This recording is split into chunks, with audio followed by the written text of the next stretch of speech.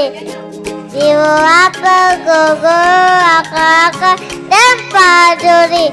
Nama saya Isa Aira binti Muhammad Sawi. Umur saya 5 tahun. Saya sekolah Zalika Integrasi dengan Khalifah Jalan Kebun. Hai kawan-kawan, nak tahu tak saya apa?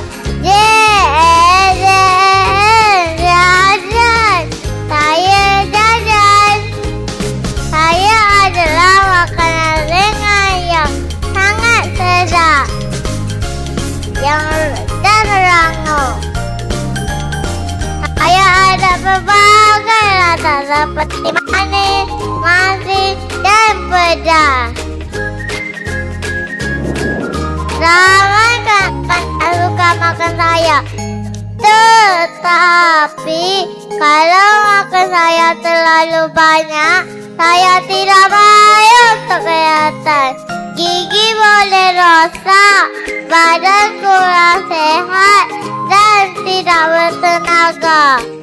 Jadi, makanlah saya sekali-kala sahaja. Dan makanan yang sehat, contohnya buah-buahan, sayur-sayuran, dan air kolam. Dengar ya, saya nak menyanyi.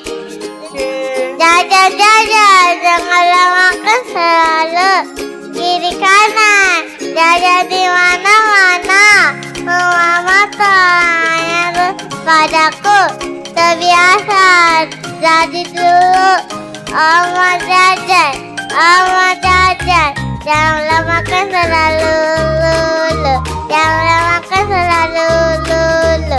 Terima kasih, bye. Wah, tuan-tuan dan puan-puan, kita berikan tepukan kepada Irsa Aira dari Jalan Kebun.